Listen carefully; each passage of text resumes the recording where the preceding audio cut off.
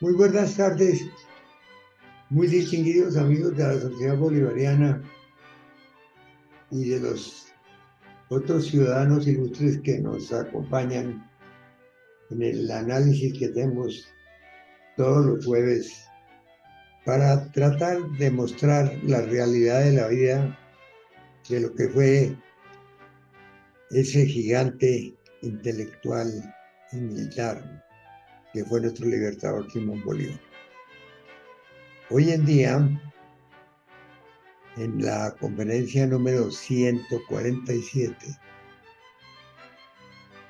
de un encuentro virtual, tendremos una magnífica conferencia sobre un tema muy importante, trascendente,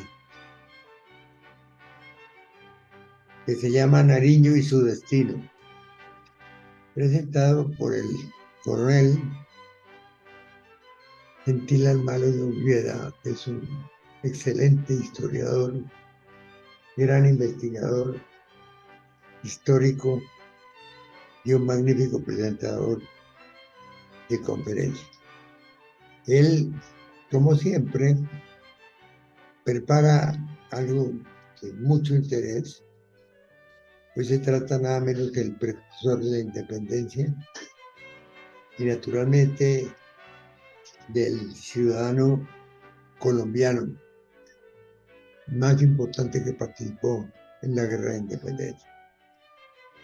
Él tiene una brillantísima trayectoria intelectual, los altísimos cargos con los cuales ejerció su trabajo. Fue asesor del Colegio Interamericano de Defensa en Washington y además se doctoró en Derecho. Es miembro de una enorme cantidad de academias, como miembro de número. Academia Colombiana de Historia, Colombiana de Historia Militar, Academia de Historia de Bogotá, de la Sociedad Académica Santanderista, de la Sociedad Bolivariana de Colombia y de la Academia Patriótica Internacional. Y muchas de las asociaciones y academias internacionales. De manera que con el mayor agrado y sobre todo seguro de que nos va a dedicar con una espléndida conferencia, invito al muy ilustre coronel Gentil Mario Vieda a que nos ofrezca su conferencia. Adelante, coronel. Gracias, señor presidente. Para mí es un placer estar nuevamente con ustedes y máxime cuando me ha dado usted la oportunidad de tratar un tema que es indudablemente de gran importancia para nuestra historia y para la vida colombiana. Se trata, como ya lo dijo usted, de Nariño y su destino. El contenido de esta conferencia está en un libro publicado por mí, en su gran mayoría, que se llama Ventanas a la Historia, editado por la Universidad Militar hace 10 años. Entonces he querido recordarles varios aspectos que son de gran importancia para el país, máxime en las circunstancias en que estamos.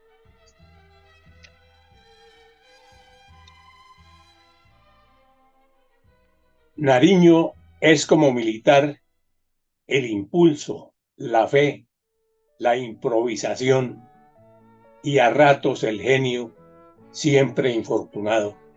Eso lo dijo Alberto Lleras Camargo con relación a Nariño.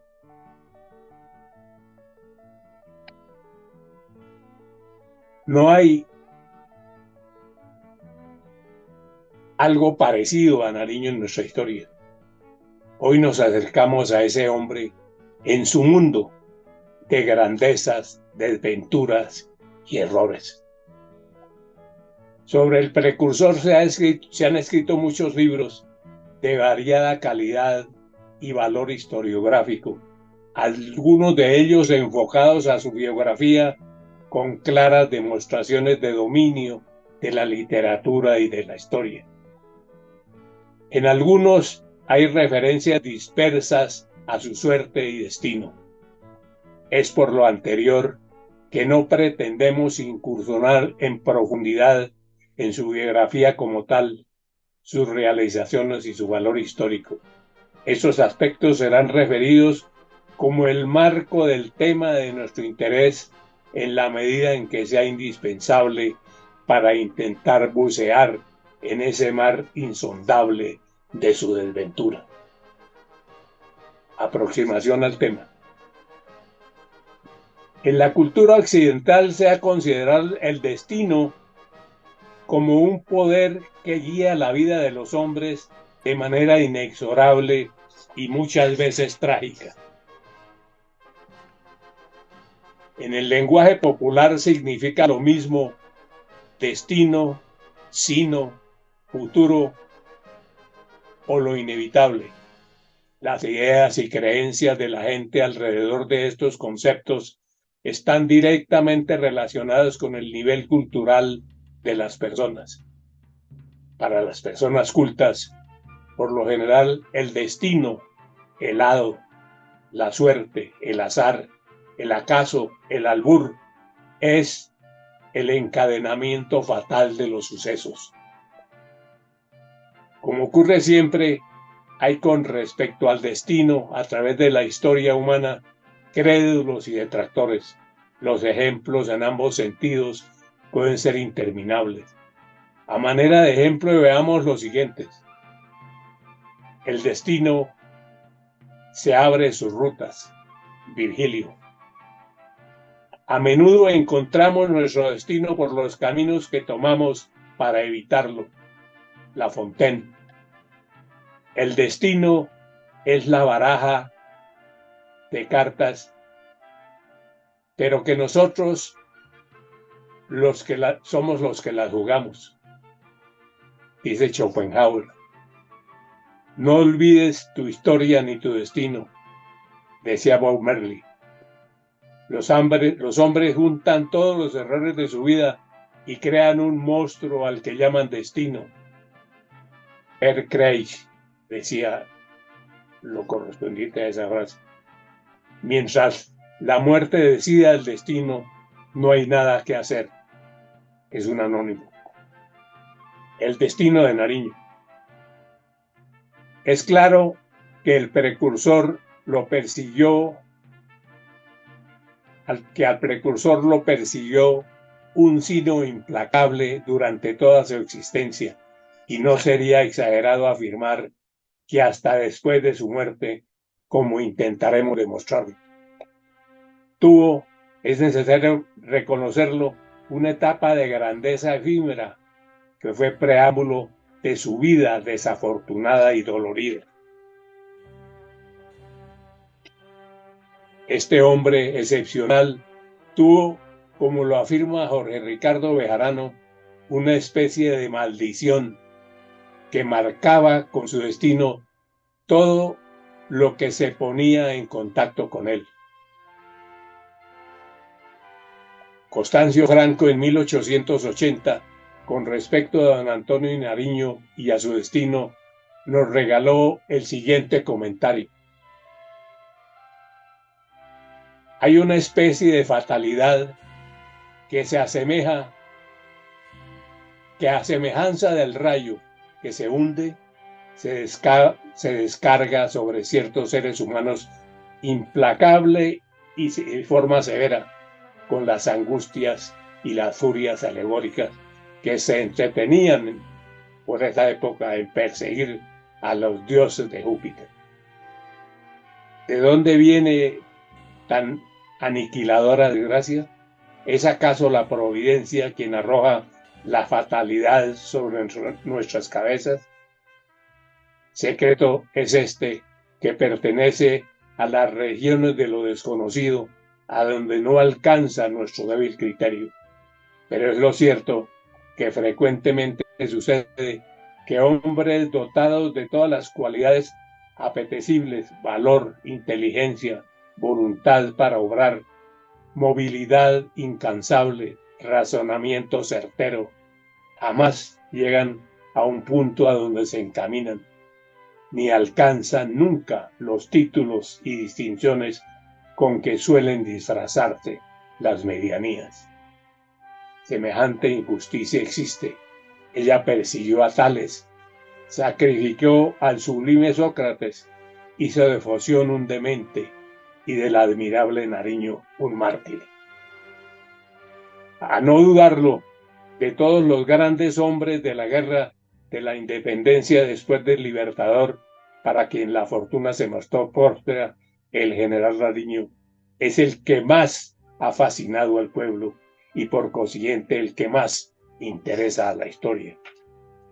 Ahora que este hombre pertenece a la posteridad, es necesario atribuirle, mejor tributarle, la debida justicia que en parte le negaron sus coetáneos, justicia merecida por sus talentos, por sus virtudes, por su intrepidez y sus heroicas acciones a favor de la causa de la libertad, llamando a figurar más tarde merced a las altas lecciones que nos legaron nuestros próceres en primera línea entre las naciones civilizadas. En el héroe de que tratamos, todo era sublime, desde el instinto republicano hasta la forma técnica de que se valía para expresar sus ideas, y se reunían en él dos cualidades que rara vez van juntas, el valor y el genio.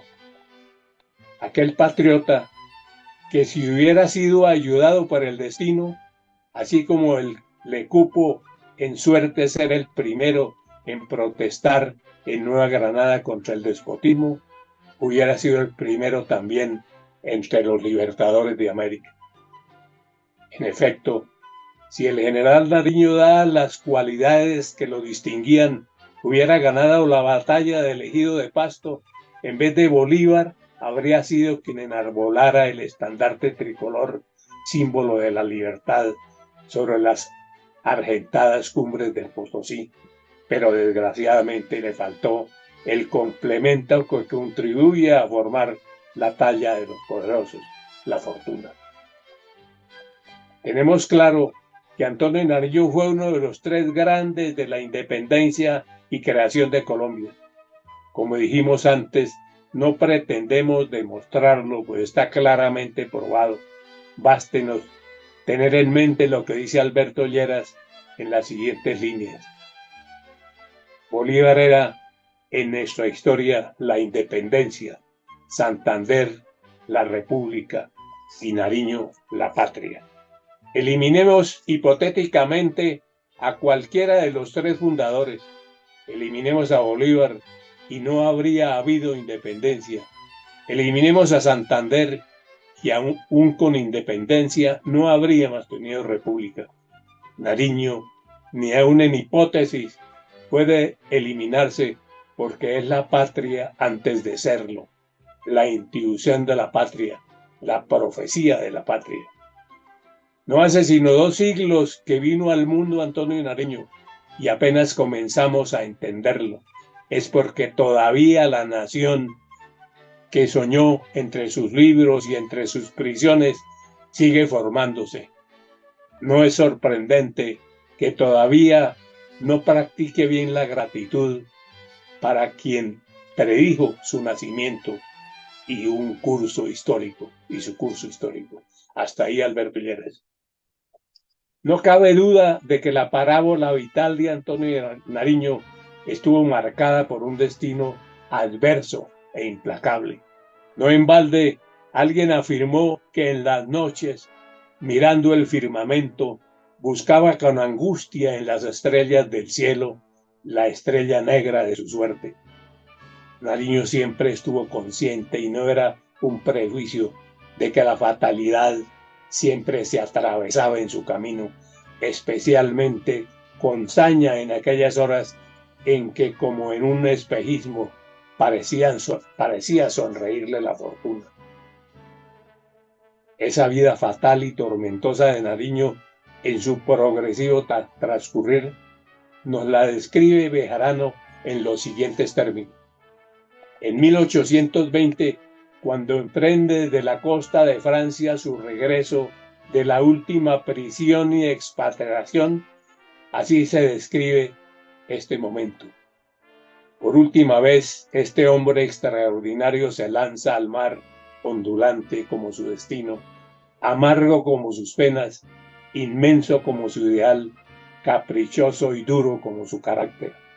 Sus últimas batallas las iba a librar en su patria, contra sus conciudadanos, contra los grandes y contra los pequeños, contra todo y contra todos, contra la miseria y los desengaños, aún contra la muerte, a la que recibió sonriéndose de ella, con rictus burlón en su boca, que era un perpetuo desafío. Hasta ahí la cita. ¿Cómo era Antonio Nariño? Hemos afirmado siempre que para estudiar a un hombre debemos intentar conocerlo en su temperamento, sus actitudes, su talante y, claro, en su ser físico. Es necesario recordar para ello lo único posible es investigar, estudiar y escoger el material preexistente, ya que no se trata de imaginarnos al personaje novelándolo, sino de exponer el conocimiento a que hemos accedido en contexto y analizarlo con criterio histórico. Según Alberto Miramón, las autoridades virreinales distribuyeron profusamente por todo el territorio nacional instrucciones tendientes a lograr la captura de Nariño, en las que se hace de él la siguiente descripción. Comillas. Buen cuerpo, blanco, algunas pecas en la cara, ojo acuencado, pelo rubio claro, boca pequeña, labios gruesos y belfo, habla suave, en tono bajo, balbuciente. Y cierran comillas. Volvamos a José María Vergara y Velasco, quien lo describe de la siguiente manera. Era de fisonomía hermosa y distinguida, labios y nariz borbónicos y ojos de mirada penetrante y dulcísima. El timbre de voz era gratísimo y hablaba con mucha afluencia y en términos muy escogidos. Como era hijo de un español, había aprendido a la viva voz el acento castellano, el que combinado con el acento nativo, dulce y lánguido, hacía más encantadora su voz. Pedro María Ibáñez nos dice, refiriéndose a un determinado momento de su vida, lo siguiente. Nariño era entonces un joven de 29 años. Su bien modelada cabeza, su frente levantada, sus mejillas carnosas y su nariz borbónica y su labio güelfo formaban una interesante y hermosa fisonomía, animada por ojos redondos y brillantes de investigadora mirada.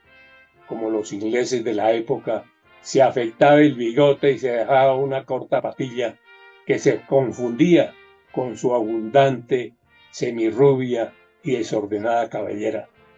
Su voz tenía un timbre gratísimo. Hablaba con prodigiosa verbosidad y en términos castísimos escogidos. Su ademán era resuelto y elegante, su andar marcial y su vestido siempre de impecable corrección, habituado como estaba a las comodidades pecuniarias y a vivir en la primera sociedad. Para complementar esta semblanza, nada mejor que lo escrito por el historiador y general Camilo Riaño. Comillas. Don Antonio de Nariño es el perfecto tipo humano para desencadenar un movimiento popular de carácter colérico. Es como Mirabeau o Danton, un emotivo activo primario, progresista por excelencia, lleno de vitalidad, exuberancia y optimismo, generoso y cordial, Su buen humor le trae cariño de sus amistades, como más tarde le traerá el amor de su pueblo, cuando con su oratoria impetuosa dominaba a las multitudes que ven en él al caudillo que necesitan. En cuanto a su personalidad, es necesario afirmar que era fogoso, dinámico y ambicioso, hombre nervioso, amigo de la buena vida y de las buenas cosas, sociable y desprendido, que nunca dejó de ser. Tenía, según Bejarano, la ingenuidad característica de los grandes pasionales y, sin embargo, el suficiente sentido de la realidad en medio de la audacia de que hizo gala en sus empresas políticas y militares.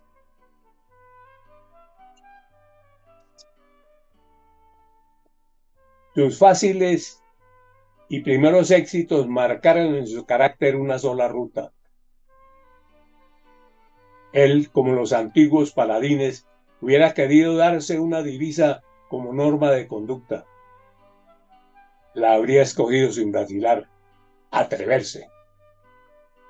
Nuestro héroe se atrevió a todo, contra todo y en todos los momentos. Muchos de esos golpes los neutralizaba con su audacia, pero fundamentalmente por su irresistible seducción personal.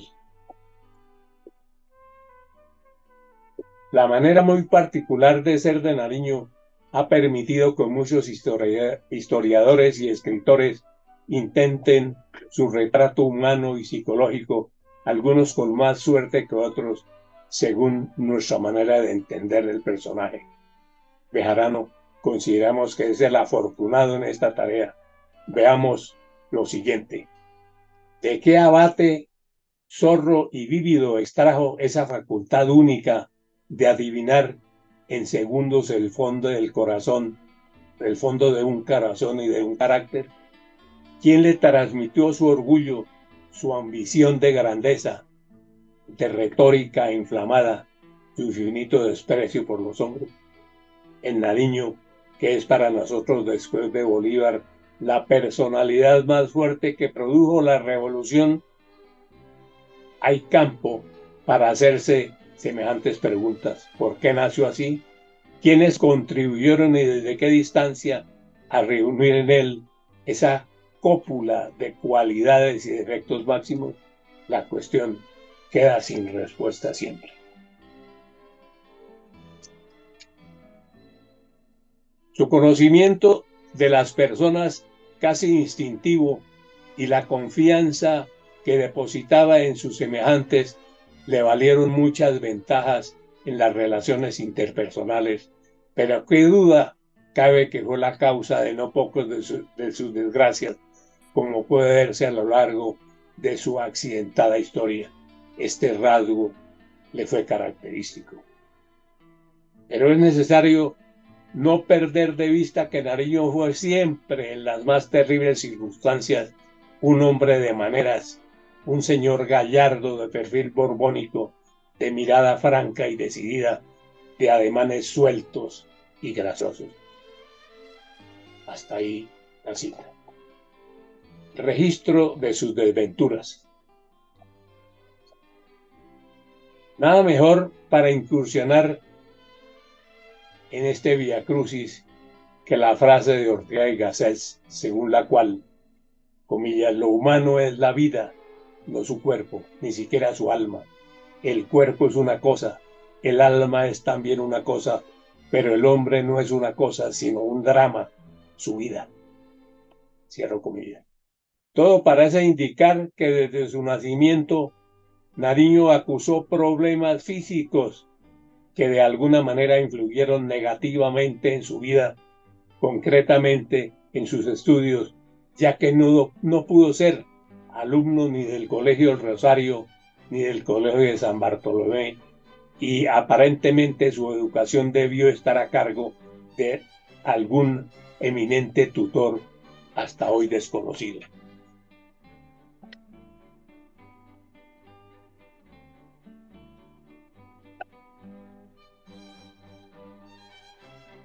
Por otra parte, ese mismo aspecto de su condición física fue determinante para el desarrollo posterior de la tuberculosis que lo llevó a la tumba, incubada en calabozos infectos y mazmorras inmundas que, con la ausencia de las mínimas condiciones de salubridad y alimentación decente, sumadas al dolor y angustia por su familia abandonada, padeciendo miseria, humillaciones y desaires, por el abandono de quienes fueron sus amigos y la indiferencia de esa élite social santafereña de la que, por derecho, hacía parte. No en balde, un comentarista lego en la materia afirma, comillas, los pulmones dicen lo que saben, son el órgano del cuerpo a donde el alma envía las tristezas y los desengaños. Cierro comillas. Una prueba de que lo que afirmamos la encontramos en el informe de la Junta Médica que le fue practicada por orden de las autoridades virreinales cuando se encontraba agónico en los cuarteles de caballería en Santa Fe el 3 de mayo de 1803. No hacemos mención en detalle de las circunstancias de esa historia clínica porque la tendrán ustedes escrita en el texto que recibirán.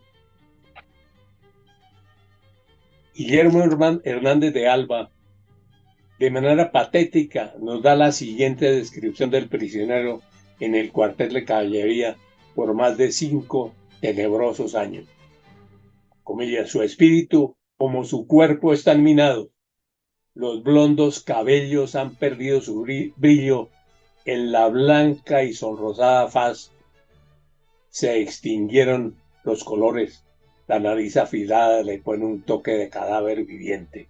Las pecas que se han descolorizado y el semblante todo ya no es sino ojos. Frecuentes accesos de tos amenazan asfixiarlo. Al pecho le falta aire, el oído agudizado, al más leve ruido se incorpora en paroxismos de locura. Ya ni siquiera las noches le ofrecen olvido. La tragedia es su sueño, la fiebre no lo abandona y el corazón debilitado por continuos sobresaltos se golpea contra el pecho enflaquecido. El 8 de mayo de 1803, un espectro atravesó los pasillos del cuartel de caballería y, vencido por la debilidad, los provincianos, por la debilidad, las privaciones y los sufrimientos, se derrumbó, más que se arrojó en los brazos de su abnegada esposa. Su descripción era tanta, su decepción era tanta, que según Hernández de Alba, Nariño, minutos después de abandonar la prisión, musitó: solo por 2 cosas pertenezco yo a la vida: por hacer ver, con una conducta irreprensible a todas luces, que no fue mi corazón, sino mi desgracia, la que me trajo tantos males, y por sustentar con el sudor de mi rostro una mujer y unos hijos que el cielo me destinó. Este es el círculo de mis deseos. Si no es posible el que consiga ninguno de estos objetos, muero yo, Señor, y la muerte será dulce, y empuñaré con gusto la copa fatal. Cuando solo alcanzaba los 10 años de edad, muere su padre, don Vicente Mariño, quedando su madre con 5 hijos a cargo de 12 procreados. Son ellos José, Juan, Antonio, María Dolores y Betania.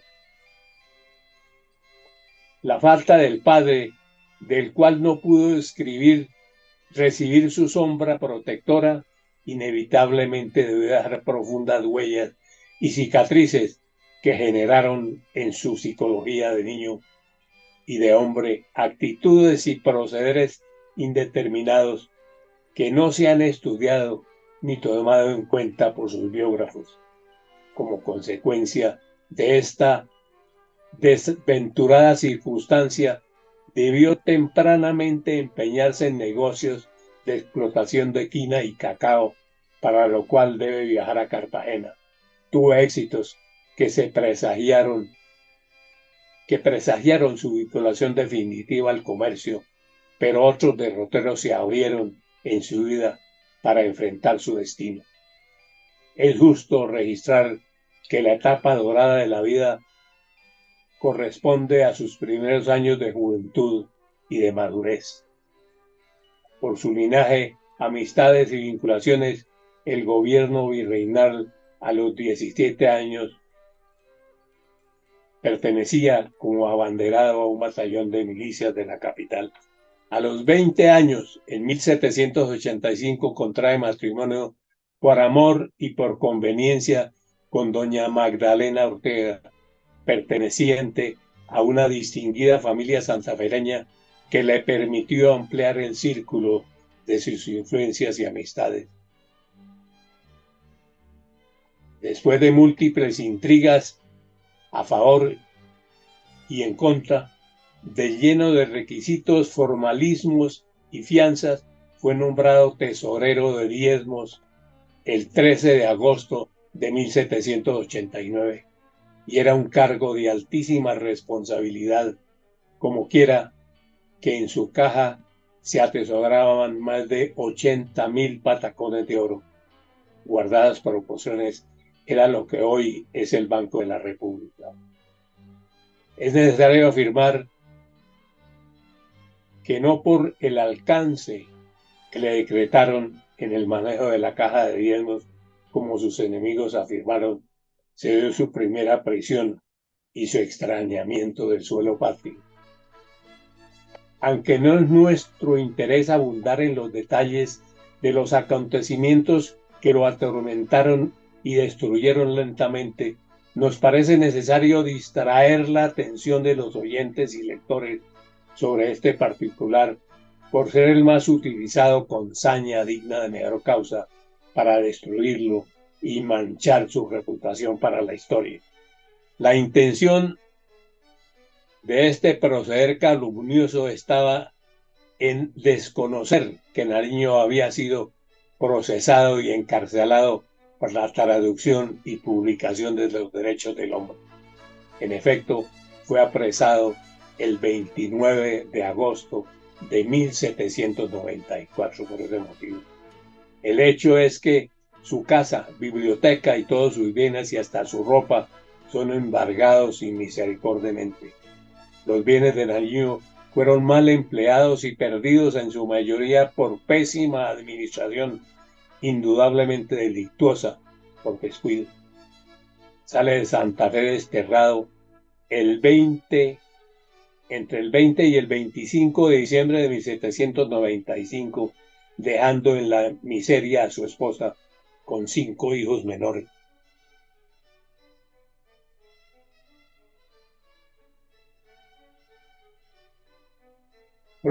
Procedente de La Habana, llega a Cádiz en el navío San Gabriel en la noche del 17 de marzo de 1796, y en los movimientos propios del desembarco inexplicablemente se escapa. Va a París y Londres buscando apoyos para la independencia. El 12 de diciembre de 1796 se embarcó en Burdeos para América. Deambuló por el Caribe hasta llegar cerca de Maracaibo. Desembarca y emprende la travesía hacia la Nueva Granada por la vía de Cúcuta y Pamplona. Principia su aproximación a Santa Fe. El 7 de junio de 1797, en inmediaciones de San Gil, se cruza en el camino con Manuel Mendoza y su hermano, quienes reconocieron a Nariño Conocedores estos individuos de la situación del viajero, dieron noticia al oidor Hernández de Alba, dándole pormenores del encuentro con el fugitivo. El 12 de junio, a las 5 de la mañana, llega Nariño a su casa a Santa Fe. Permanece durante 6 días en su hogar y de inmediato principia un periplo a cubierto y disfrazado por varias parroquias de Cundinamarca y Boyacá. Conocida la noticia del regreso de Nariño y puestas las autoridades sobre aviso, su esposa Magdalena, presa de la angustia por la suerte de su esposo, comenta al arzobispo de Santa Fe, Baltasar Jaime, la situación, buscando su mediación para que el fugitivo fuera indultado por el virrey previa su entrega voluntaria. Los trámites y diálogos de doña Magdalena con el arzobispo y de este con el virrey se surtieron con el mayor cuidado y reserva. En gran síntesis, estos hechos, digamos que el 19 de julio de 1797, al anochecer, le llega Nariño al Palacio Virreinal con el secretario del arzobispo. Es recibido por el oidor Hernández de Alba para la firma de un acta misteriosa y cobarde que solo se cumpliría en lo atinente a lo que Nariño debía confesar ante la autoridad. Firmado el documento, el oidor condujo a la víctima en calidad de detenido al cuartel de caballería, supuestamente por unos pocos días, mientras hacía sus declaraciones. La trampa había cumplido con malicia y cinismo lo que las autoridades no habían propuesto. Los memoriales pidiendo cumplimiento de lo convenido se hicieron habituales. Principiaron así los 5 largos años en que la tisis destruyó la salud de Nariño y las ilusiones y las de su familia. Esta prisión, a más de condiciones miserables a que fue sometido, estuvo complementada por el sabor a traición y engaño que tuvo a través de su credulidad al arzobispo y su ingenua esposa. Como lo dijimos antes, se prolongó hasta el 8 de mayo de 1803, cuando salió agónico y condicionalmente a la hacienda Montes para intentar su recuperación, o en su defecto, para que muriese fuera de la cárcel. La recuperación, por su contacto con la naturaleza, el tratamiento preciso y sus deseos de vivir, fue milagrosa. Los resultados fueron tangibles, no solo en salud, sino en las circunstancias económicas de la familia. Fue una época de bonanza y sosiego a la que a partir de entonces disfrutaron. En 1806 se dio por terminada su causa y la Corte Real, en cédula, restituye sus derechos, aunque se le impone el pago de las costas del proceso. La política mundial había cambiado. Napoleón era el amo de Europa y en consecuencia su voluntad se imponía al frente de un ejército de lujo por sus dotaciones, entrenamiento, mandos eficientes y espíritu de dominación y lucha. Esta situación auspicia en la Nueva Granada inconformidad y el incremento de un espíritu claramente subversivo que es indudablemente el ambiente prerevolucionario de 1810. El conocido canónigo Rosillo hace de su casa con sin igual valor el centro de reuniones con los conjurados, donde se congregan Mutis, Herrera, Groth, Acevedo, Salazar, y a los cuales no podía faltar naturalmente Nariño. El presbítero Salgar hace saber por tercera persona al virrey los planes que se proyectan en aquellas reuniones y las autoridades dan la orden de aprender a los conspiradores. La mayoría de estos, principalmente los más listos, como Rosillo, emprenden la fuga. En la mañana del 23 de noviembre de 1809, el mayor Rafael de Córdoba notifica a Nariño su presentación ante el virrey y a las 3 de la tarde. Lo recibe el mismo oficial que fue a notificarlo y en lugar de llevarlo ante el virrey, lo conduce traicioneramente al cuartel del batallón auxiliar, en donde queda incomunicado. A las 4 de la mañana sale escoltado en dirección a Cartagena. Una vez en Honda, embarcada en una canoa con presos y su hijo Antonio, que lo acompañaba. Al llegar al banco, en una noche tempestuosa, Nariño se fuga y atravesando la ciénaga, llega con su hijo a Santa Marta, en donde permanece oculto por algunos días hasta cuando el 20 de diciembre de 1809 es delatado y aprehendido por las autoridades. El 2 de diciembre de 1810 son sacados él y su hijo de un calabozo para ser trasladados a Cartagena. El 20 de enero es encerrado en Boca Chica y puesto en libertad su hijo, que apenas tenía 17 años.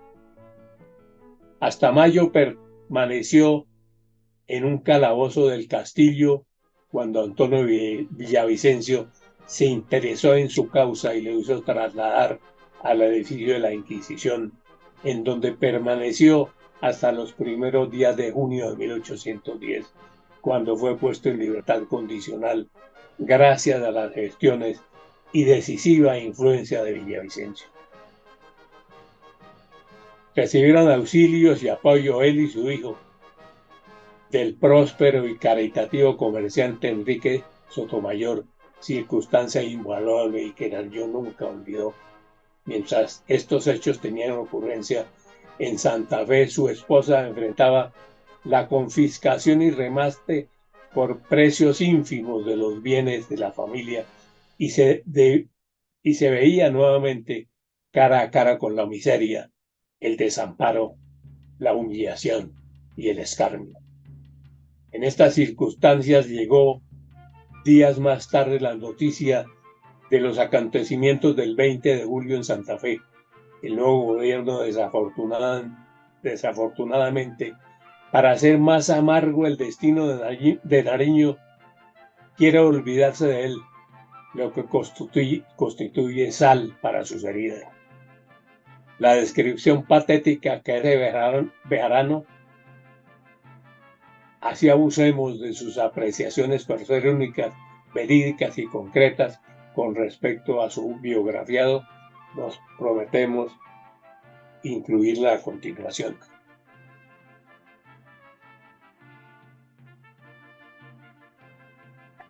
Sigue la descripción que hacen de toda la tragedia vivida por Nariño en esos días. Nariño llegó a Bogotá, según documento firmado por él, el 8 de diciembre de 1810. Llega enfermo, pobre hasta el punto de que en marzo del año siguiente está aún debiendo 25 pesos del flete de las mulas que lo transportaron de Honda a Bogotá. Llega a la ciudad natal encendida por la revolución de sus indecibles sufrimientos, que sus indecibles sufrimientos habían preparado, y llega al parecer inadvertido, sangrándole el corazón de amargura. El 22 de diciembre es nombrado, a instancias del doctor Crisanto Valenzuela, secretario del Congreso, y de inmediato comienza a abrirse paso en lo social, lo político, lo económico, para proveer su destino y familia.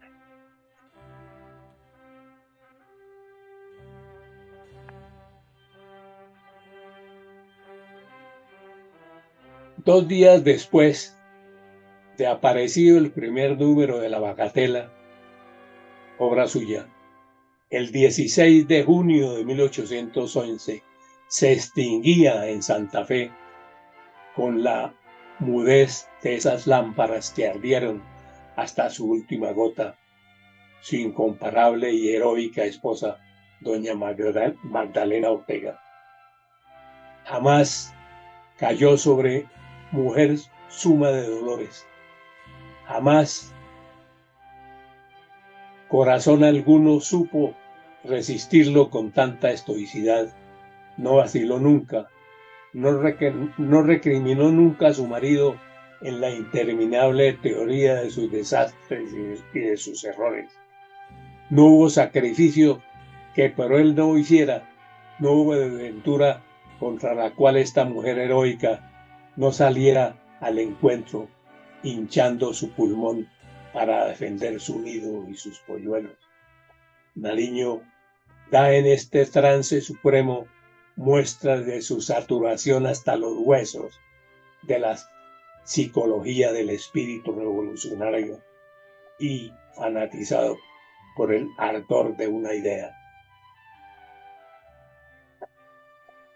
Era un imposible que Magdalena durante los 25 años que estuvo casada con Nariño no fuera víctima del malhadado destino de su marido. Es claro que un ser humano en una sucesión de desgracias como la que tuvo que afrontar pueda mantener una salud física y mental aceptables. Es comprensible que sus angustias por la pobreza, el despojo, la humillación, la calumnia, el hambre y las múltiples necesidades de sus hijos, así como ver la desgracia recurrente de su esposo, la llevaran a la tumba prematuramente. Sus restos descansan desde entonces en la iglesia de la Candelaria en Bogotá.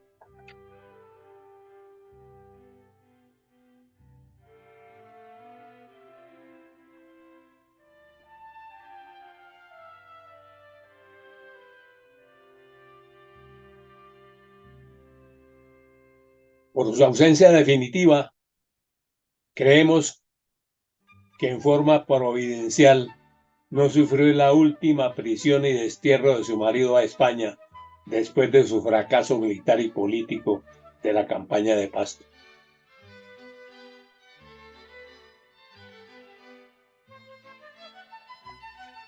El 27 de agosto asumió la presidencia de Cundinamarca Manuel Bernardo Álvarez, quedando Nariño en posesión absoluta de la responsabilidad de la campaña que planeaba con gran diligencia por la supervivencia de la independencia y la libertad. El 21 de septiembre de 1813 salió en dirección a Popayán por Neiva y La Plata, el general en jefe. El 25 de octubre llega a esa población huilense para iniciar el paso de la cordillera central. El 30 de diciembre triunfan sus tropas en la batalla del Alto Palacé, toma Popayán, desaloja a Sámano y el 15 de enero de 1814 da la batalla de Calibío, en la cual se impone con gran solvencia militar, consiguiendo con ello despejar el paso del ejército hacia Pasto. El 22 de marzo reinicia la campaña en dirección a Pasto con un retardo inexplicable militarmente de más de 2 meses a través del Patía con todos sus horrores. El 28 de abril, después de varios intentos de superar la fuerte barrera tendida sobre el río y los abismos del mismo por el comandante español mariscal de campo Melchor Aymerich, el ejército de Nariño alcanza memorable victoria conocida como el combate de Juanambú. El 8 de mayo, venciendo todo tipo de dificultades, destruye las posiciones enemigas de Cebollas y Tacines, dejando de esta manera despejado el camino a Pasto. Hasta aquí lo acompañó la veleidosa fortuna.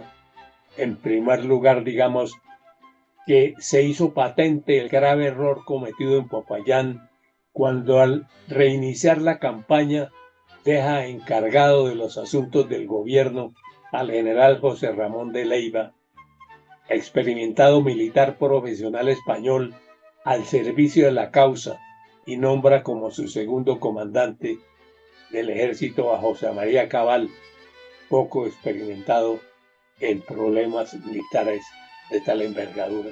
Es inexplicable esta situación desde el punto de vista militar, pero ocurrió y fue la causa del traspiés y la desventura que sufrió Nariño a continuación.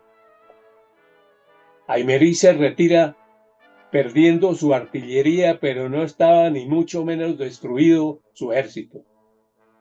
Se apreció lo contrario por parte de Nariño y su Estado Mayor, apreciación equivocada que lo indujo a emprender una persecución en la noche, fraccionando sus tropas, dejando atrás la artillería y el grosso del ejército al mando de los coroneles José María Cancino y José Ignacio Rodríguez, apodados el Mosca. Esta operación es lo que se ha llamado la Batalla de Pasto, cadena de errores, malos entendidos y equivocaciones lamentables, errores militares y posibles traiciones.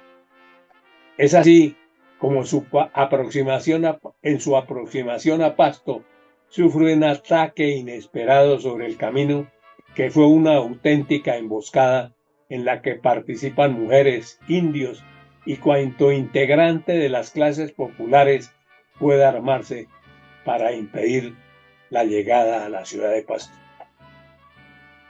Pocos soldados salieron con vida de tan terrible emboscada. Nariño ha luchado hasta lo último esperando el grueso de su ejército que debía acudir de un momento a otro a los repetidos llamamientos que le ha hecho. Pero el ejército no vendrá en su ayuda. El villano de Rodríguez, el Mosca, aquel que en Calivío cortó la cabeza de Asín, predica la derrota, anuncia la pérdida de Nariño y no solamente no lo deja mover, sino que lo incita a la desbandada. Se entierran los cañones, se abandona todo lo que sea indispensable. Soldados, oficiales y jefes se disputan las sables, las caballerías más rápidas y el campamento de Tacines queda abandonado. Nariño y su hijo Antonio, el abanderado Espinosa, los oficiales Pardo, Durán, Correa y un español de apellido Butio llegan al amanecer y solo encuentran la huella de la desbandada y el terror. La decepción y la amargura acabaron con el general victorioso. Se siente derrotado. Ver a su ejército huyendo y su artillería enterrada fue superior a sus fuerzas morales y físicas. Pudo haberse puesto a salvo, como está demostrado. Sus convicciones religiosas le impidieron el suicidio militar. Optó por una equivalente, al no entregarse al enemigo, pero permitir su captura. Cae prisionero el 14 de mayo de 1814, para de esa manera absurda e injusta quedar terminada pero trunca la campaña del sur. Años después, en su defensa ante el Senado, refiriéndose a esta hecatombe, expresó, comillas, en Pasto al concluir la campaña, porque ya era el último punto enemigo para llegar a Quito, se me hace una traición, se me desampara, se corta el hilo de la victoria y por sacrificarme se sacrifica la patria. Cierran comillas.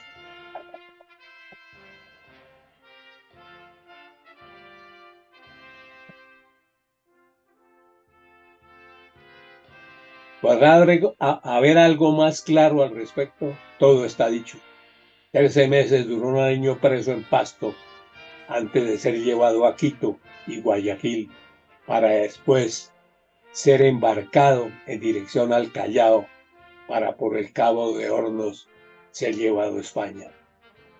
Llegó a la Real Cárcel de Cádiz el 6 de marzo de 1816, prisión en la que permaneció hasta marzo de 1820.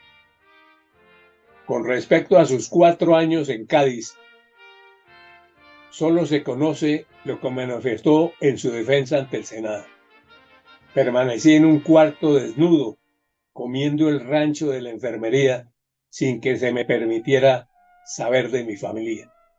Las condiciones políticas de España, unidas a sus influencias y capacidades intelectuales, permitieron su libertad el 23 de marzo de 1820. El hecho es que regresa a la patria. Después de un viaje difícil y capturado y apurado, llega a Cúcuta el 29 de abril de 1821. El Congreso dispuso por una ley del Congreso de Angostura de 1819 para instalarse el 1 de enero de 1821 y solo logra ser instalado por Nariño el 6 de mayo de ese año, con todas las dificultades propias de la política colombiana.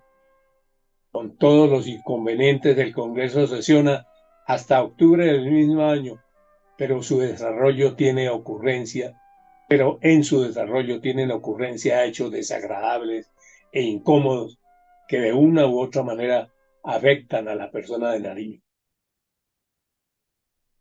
No nos interesa reconstruir los incidentes políticos, nos referiremos muy sucintamente a algunos relativos a nuestro objetivo de la siguiente manera, apoyándonos en Alberto Lleras. Dice Alberto Lleras, viene luego el incidente con Deverós, en aquel, el más costoso de nuestros próceres, se le pretende inventar una aventura senil con una vieja pedigüeña que reclama detrás de los ejércitos libertadores y de los primeros congresos una pensión como viuda de un soldado de fortuna que acompañó sin pena ni gloria a los ejércitos del Orinoco y del Apure. ¿Por qué otra vez esta crueldad con Nariño? ¿Quiénes promueven los debates del Congreso sobre este asunto y más tarde tratan de impedir que Nariño sea electo vicepresidente en propiedad y por último senador de Colombia? Son los jóvenes abogados de la nueva patria. Todavía a Nariño se le teme.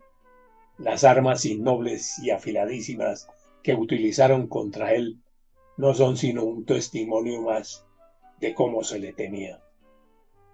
Hasta ahí, Alberto Lleras. Pretenden olvidar sus enemigos que su vida no fue ni tiempo ni espacio, que en su vida no hubo ni tiempo ni espacio para una mujer que no fuera Magdalena Ortega, la madre de sus hijos. Esos mismos enemigos se apartaron de la realidad de sus destierros y prisiones y, como dice Alberto Lleras, nuevamente citado, ese rumor de faldas y ese olor de perfumes que anuncia el paso del libertador está ausente cuando se trata de Nariño. Nariño presenta renuncia en Cúcuta de la vicepresidencia ante el Congreso por razones de salud el 5 de julio de 1821. Renuncia que le es aceptada inmediatamente. Cae gravemente enfermo y para auxiliarlo viaja de Santa Fe su hijo Antonio. Las dolencias, secuelas y los padecimientos de toda una vida lo postraron por varios meses, impidiéndolo su viaje a la capital, que era su deseo.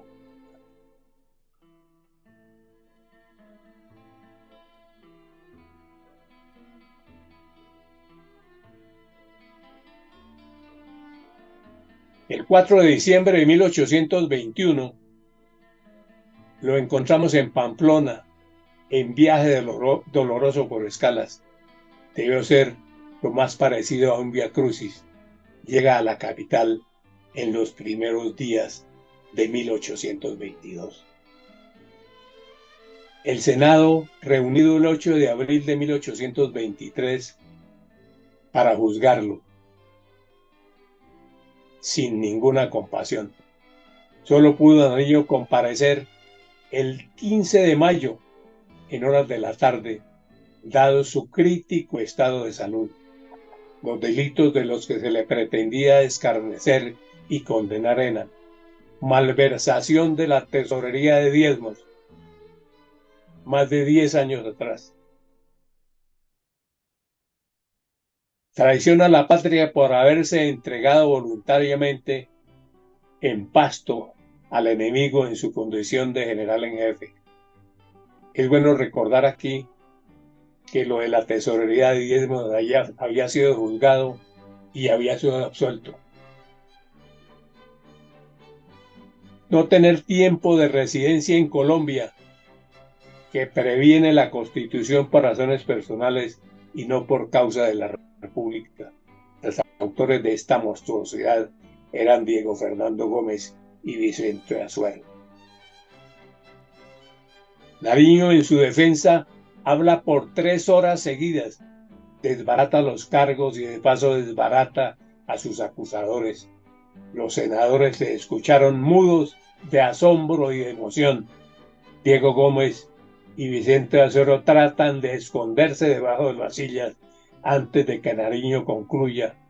Abandonan el recinto y cuando concluye explota una salva atronadora de aplausos. Hay quienes lloran. El orador se desploma y extenuado en el asiento. Todos lo rodean para abrazarlo y felicitarlo. El Senado lo absuelve por unanimidad. El historiador Camilo Riaño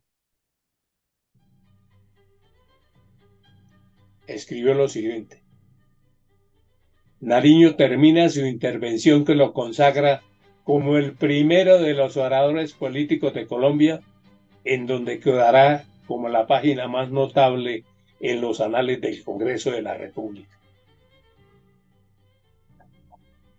Siendo como fuere un episodio de la mayor importancia para la vida nacional y al atropello al precursor, traigamos lo que pasados los años expresa Mariano Espina Rodríguez al respecto.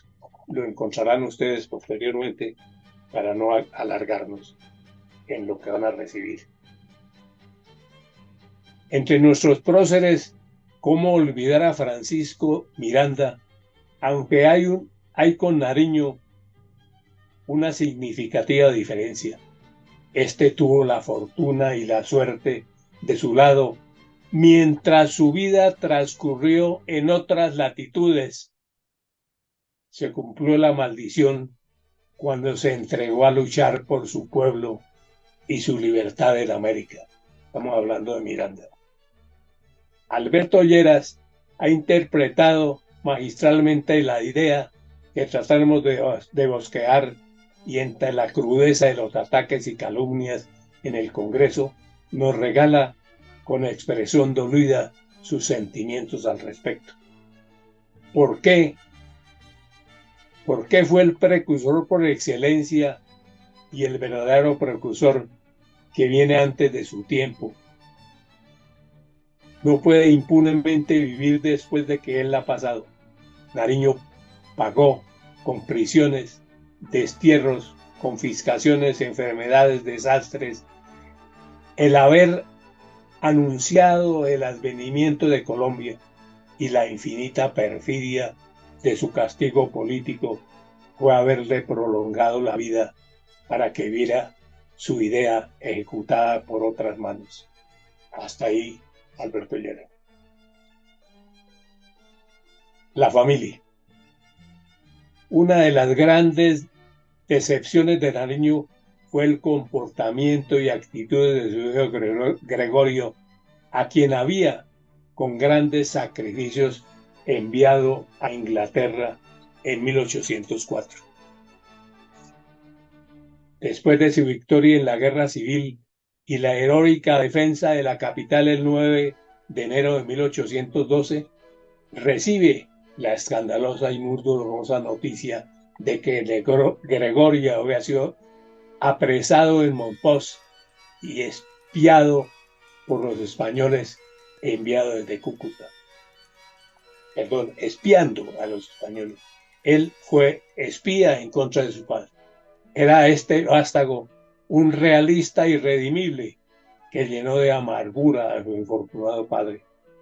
Siempre para Nariño el hogar, su esposa y sus hijos fueron el centro de sus esperanzas y preocupaciones y desdichas por razón de sus prolongadas ausencias, al punto de, no obstante sus dolencias y maltratos que le aceraron su cuerpo y su mente, la imposibilidad de estar al frente de su casa contribuyó a la tortura que laceró su alma y lo acercó a la tumba, consciente como siempre estuvo de los padecimientos y abandono de sus seres queridos.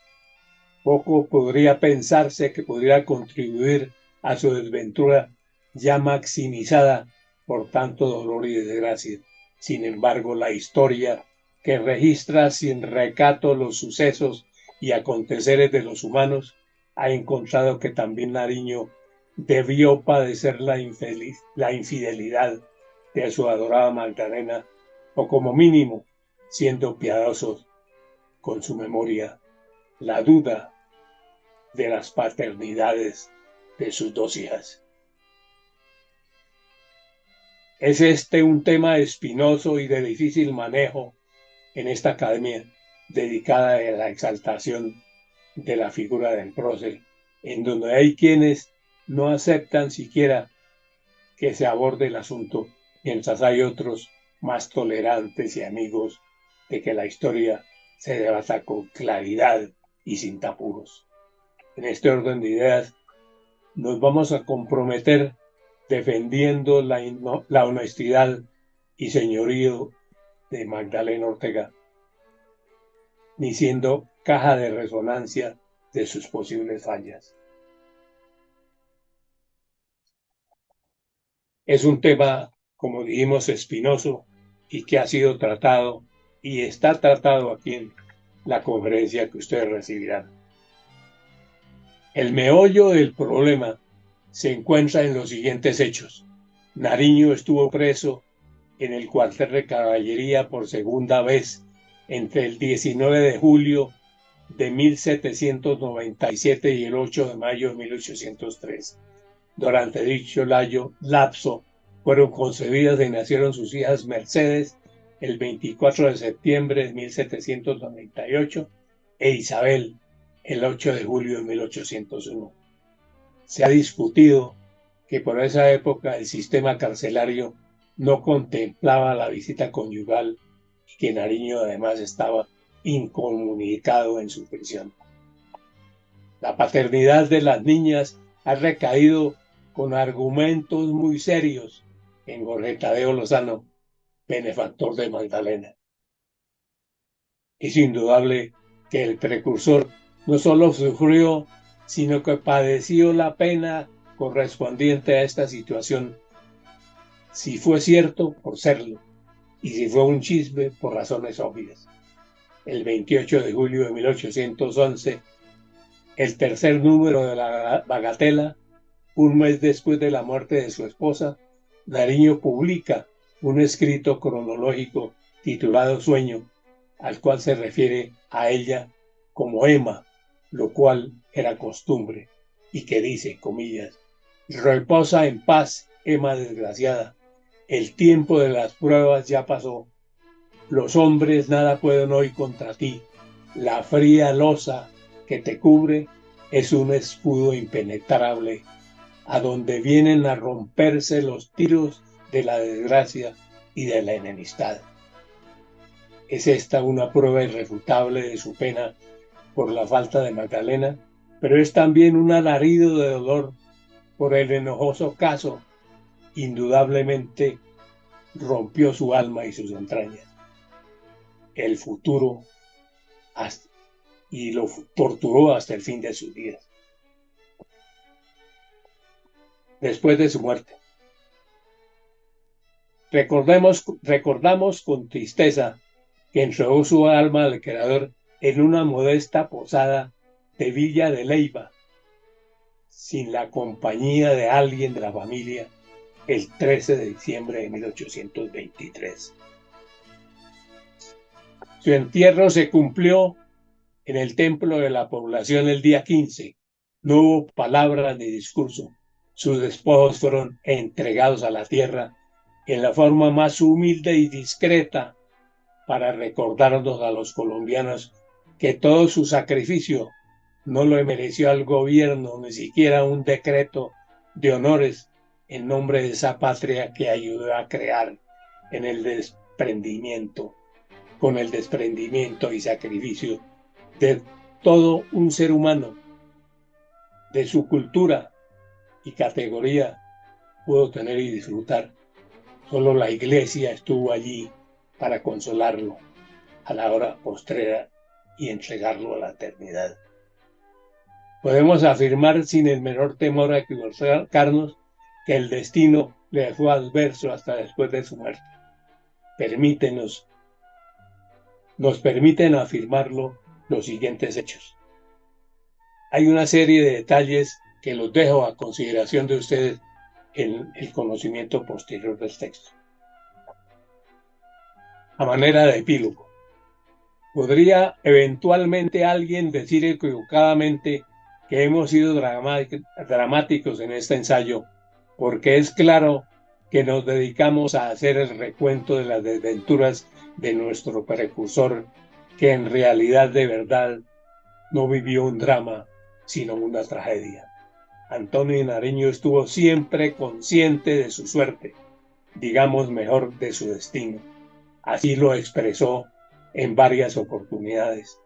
En algún momento dijo, comillas, yo no he venido a este mundo tan solo para gravitar sobre él. Y Ricardo Bejarano comenta, y era verdad, todos los aguijones lo torturaban, todos los imponderables lo envolvían, haciéndolo un esclavo.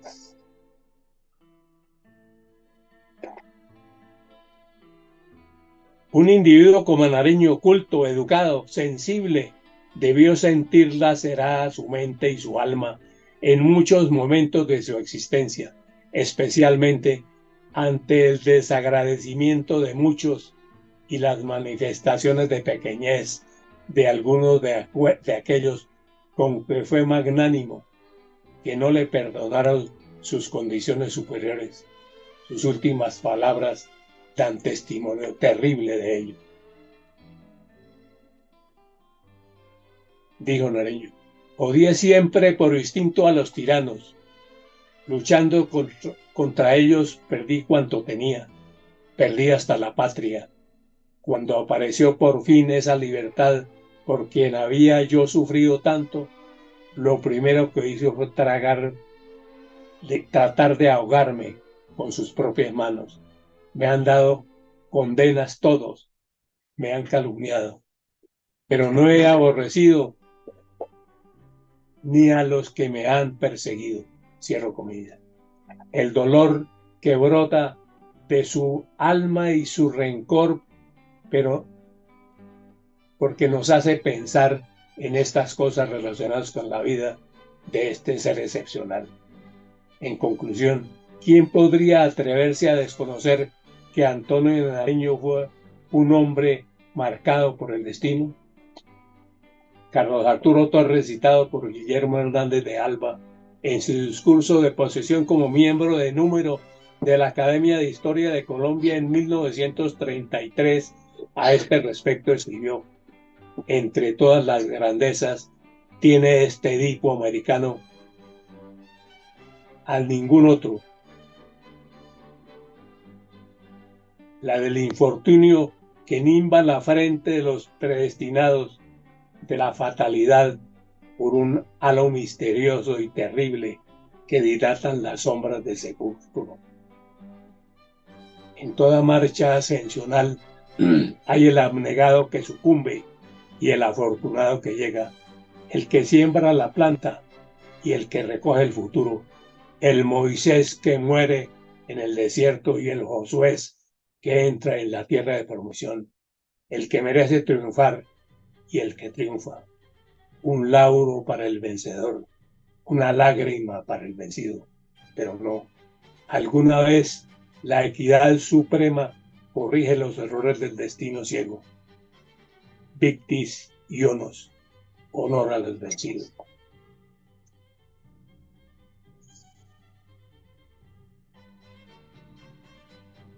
Nariño fue el gran vencido de nuestra historia, el sempiterno proscrito, y algunas de las persecuciones de que fue víctima constituyen la más elocuente revelación del extravío de los partidos y la inaudita crueldad de las pasiones políticas.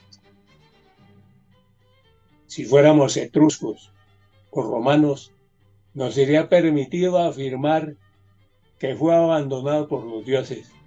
En nuestro caso, oh Dios, ¿cómo explicarnos la hazaña, la crueldad, la maldad y el desagradecimiento de que fue víctima un hombre bueno como Antonio Nariño? Señores, muchas gracias.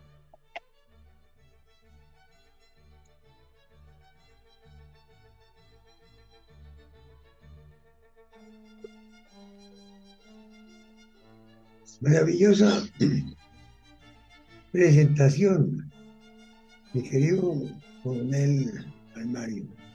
En realidad usted ha hecho un intento de biografía completo, porque toca los puntos fundamentales de la vida de uno de los más grandes próceres que tuvo Colombia. Indiscutiblemente el precursor, ha sido un ejemplo de grandeza, sobre todo de generosidad, de valor, de heroísmo y de entrega por la patria. Todo lo hizo en servicio de la comunidad que él adoraba, que era Colombia. Fue en realidad, y seguirá siendo siempre, un ejemplo de patriotismo, de grandeza, de capacidad para hacer algo por la patria. Es un ejemplo que perdurará para siempre en la juventud y en las personas que viven en nuestra patria. Le agradezco profundamente su intervención, porque veo que aclara puntos sumamente importantes sobre esa biografía de nuestro gran prócer, don Antonio Nariño. Indudablemente, él representa lo mejor de nuestra raza, de nuestra gente, de la generosidad como se entrega de verdad y de corazón algo al servicio de la patria.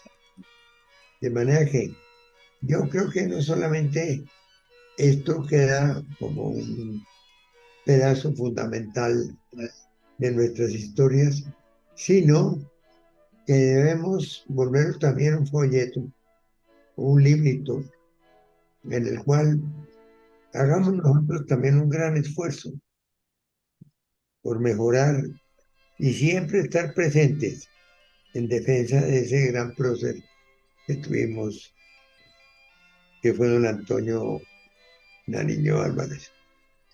Un personaje que todos los colombianos debemos llevar en nuestro corazón.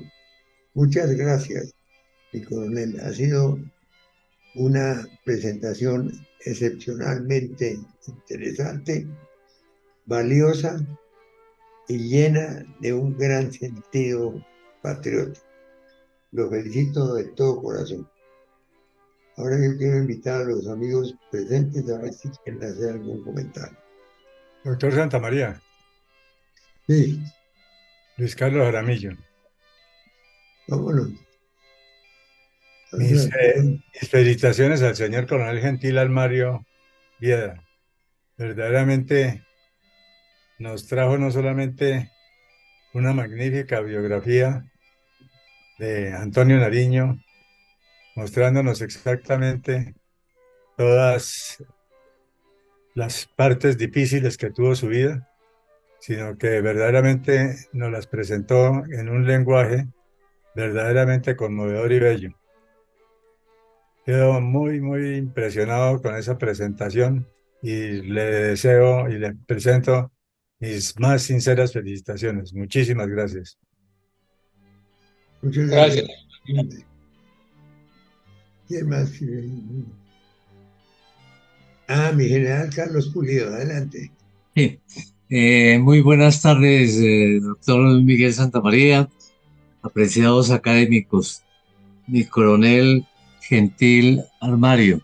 Muchas felicitaciones, pero ante todo, muchísimas gracias por traer a nuestra memoria al colombiano de todos los tiempos. Hay que recordar que el pueblo colombiano tampoco lo olvida, que los intelectuales lo han tenido en cuenta, que los historiadores también han apreciado todo su sacrificio durante todos los días de su vida que tuvo nuestro prócer Antonio Nariño. Pero es muy importante que en este espacio bolivariano le demos cabida a este gran hombre que también ayudó a Bolívar en sus necesidades, que lo protegió y que lo acompañó en los momentos que pudo y que la vida le dio la oportunidad. Así es de que me gustó mucho escuchar este relato, esta semblanza triste y dolorosa, pero también nos hace caer en cuenta que es un hombre muy valioso, que aguantó todo por el amor que le tenía a su patria.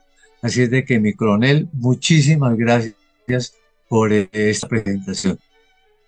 Gracias, mi general.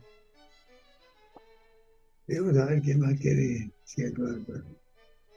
Bueno, mi coronel, usted mismo se ha dado cuenta del impacto que tuvo su conferencia. Ha sido verdaderamente iluminante, maravillosa y sobre todo resalta unas características muy importantes y trascendentales que tuvo para la historia de nuestro país ese general maravilloso que fue don Antonio Nariño.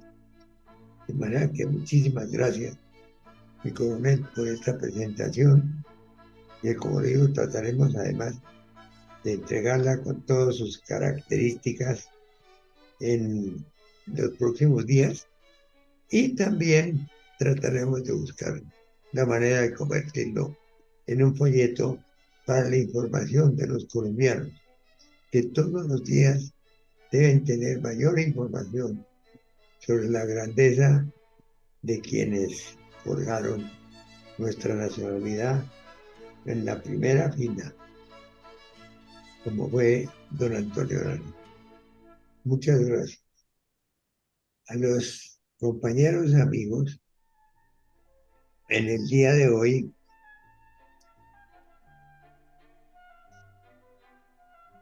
les contamos que el próximo jueves ya tendremos las conferencias del embajador de Venezuela y don Alberto Abello en un ensayo sobre la llegada de las tropas colombianas al Perú y su desempeño en esa parte fundamental de la independencia. De manera que los convocamos con mucho gusto para ese día en que aparecerá el muy interesante embajador venezolano en Perú, don Alexander Yáñez, quien ha sido un historiador de mucho renombre en Venezuela y que hoy lo vemos en una interpretación en conjunto con la Academia Colombiana para exaltar un paso definitivo del Libertador. Muchas gracias a todos por la audiencia y se les desea una feliz tarde, una noche feliz y tal vez que se renueven y fortalezcan las esperanzas en todos nuestros corazones, porque la situación que estamos viendo se mejore y no caigamos en el horroroso hueco que nos están predestinando. Muchas gracias a todos. Dios gracias.